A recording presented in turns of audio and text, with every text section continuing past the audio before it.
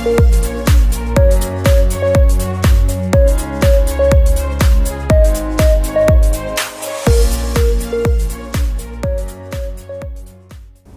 everyone, here is Chintan sir and you are watching the solution of section C question paper 4 કોનું ગાલા એસાઇનમેન્ટનું ફરી એકવાર 15 માર્ક્સની તૈયારી કરી રહ્યા છે આપણે.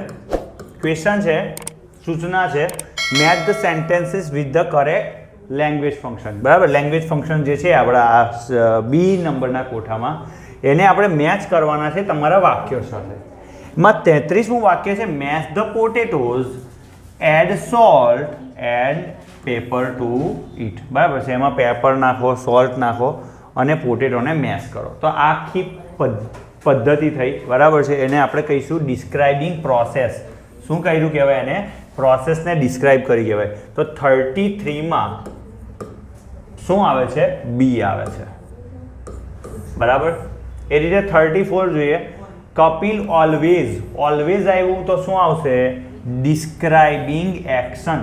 સમજો, always, ever, never, usually, often આવા શબ્દો દેખાય એટલે તમારે ડિસ્ક્રાઇબિંગ એક્શન લખવાનું રહેશે. તો 34મું જે છે એમાં જવાબ આવશે ડી. ચલો, એના સિવાય 35મું જોઈએ. Congratulations, you have won the gold medal. અભિનંદન છે, તમે ગોલ્ડ મેડલ જીતી લીધું. બરાબર, તો આ શું કહેવાય? એક્સચેન્જિંગ પ્લેઝન્ટ્રીઝ. બરાબર છે, તો 35માં એ.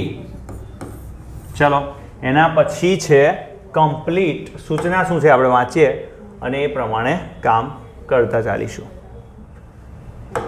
કહ્યું છે, complete the dialogues selecting the correct response is based on the functions given in the bracket. બ્રેકેટમાં ફંક્શન આપ્યા છે અને એ ફંક્શન પ્રમાણે તમારે સાચો જવાબ સિલેક્ટ કરવાનો છે. તો 36મો સવાલ વાંચતા પહેલાં જોઈ લઈએ ડિસ્ક્રાઇબિંગ થિંગ. થિંગ આવે તો મેં પહેલાં જ કીધું હતું વીચ શબ્દ શોધવાનો છે નથી. તો વાંચીએ.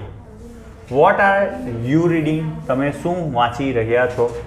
તો આમાં પહેલું વાક્ય છે, this is a book that tells you about the our freedom struggle. એક એ છે. બીજું છે, ઇટ ઇઝ અ બુક, નહીં ચાલે. I got this book from library, નહીં ચાલે. ઇટ ઇઝ માય બુક, નહીં ચાલે.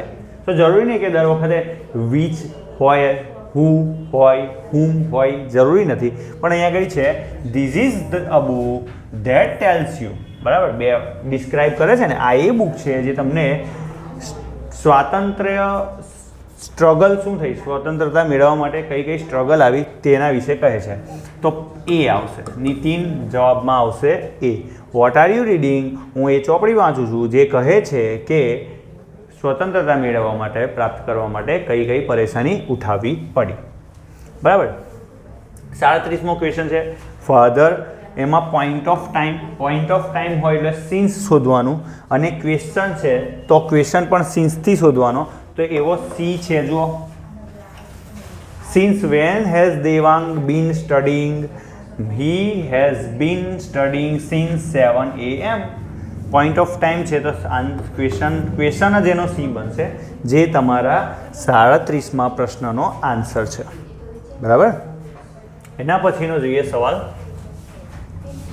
38મો. Where is Minal? Specifying location. Location તમારે સ્પેસિફાઈ કરવું હોય તો in, on, over, in front of આવા બધા શબ્દો હોય. She is fine, thank you, નહીં ચાલે. સી વિલ કમ, ઈ અર્લી, નહીં ચાલે. સી ઇઝ લેટ, નહીં ચાલે. She is in the kitchen, કિચનની અંદર. આ સ્પેસિફાઈ કરે છે લોકેશનને. સો બી. ઓકે. 39 છે, the school blank describing place. Place describe કરવાનું છે. So is close today, describe નથી થતું. Is built with red brick, has a beautiful garden. આ ડિસ્ક્રાઇબ થયું કહેવાય. The school is built with red brick, લાલ બ્રિકથી બનાવેલી છે. And has a beautiful garden, કે જેની પાસે એક સુંદર ગાર્ડન પણ છે. બરાબર. એ સિવાય વાંચી લે. સ્ટાર્ટ એટ 11 AM નહીં હોય. હેઝ બીન ક્લીન્ડ ટુડે નહીં આવે. તો 39માં બી આવશે. એ સિવાય 40મું જોઈએ. Take a lemon describing process, એટલે 2-3 વાક્યો વધારે આવશે, આખી એક પ્રક્રિયા જ આવશે. તો and find out its price ના ચાલે. Weigh it and show it to me નહીં દેખાય, નહીં ચાલે. એન્ડ થ્રો ઇટ નહીં ચાલે. Cut it into 2 pieces. Squeeze and the juice in a glass of water and add some sugar. આખું આ વાક્ય એ તમને પ્રોસેસ બતાવે છે. તો 40માં આવશે ડી. ઓકે, 41મું જોઈએ. ચલો, શું કહ્યું છે? Blank in the glass, inquiry as nature. Question છે. ક્વેશ્ચન તો આમાં ક્વેશ્ચન વી આર સિટિંગ એ કઈ ક્વેશ્ચન કહેવાય? ધ બોયઝ આર શાઉટિંગ એ પણ વિધાન વાક્ય છે, એફર્મેટિવ વાક્ય છે. The teacher is standing affirmative છે. ઇન્ટ્રોગેટિવ અહીંથી બનશે. How many girls are there in the class. Question કયો બને છે તે જોવાનો. ઇન્ક્વાયરી એઝ નેચર એટલે ક્વેશ્ચન આવે, ક્વેશ્ચન સમજવાનું તમારે. ક્વેશ્ચન કયો બને છે? તો એ બને છે. બરાબર. ચલો, એના પછી 42થી જોઈએ આપણે. કમ્પ્લીટ ધ પેરેગ્રાફ્સ, એના ઉપરની સૂચના છે. Selecting the correct words from the bracket, બ્રેકેટમાંથી સાચા વર્ડ્સ તમારે પસંદ કરવાના છે. વોન્ડ ઇન્સ્ટ્રક્શન્સ, સૂચનાઓ સ્વિફ્ટલી, ઝડપથી. બરાબર છે. The teacher read out all the, ટીચરે બધી જ ઇન્સ્ટ્રક્શન વાંચી, એવું કહેવાય ને. તો અહીંયા પહેલામાં આવશે ઇન્સ્ટ્રક્શન, બધી સૂચનાઓ.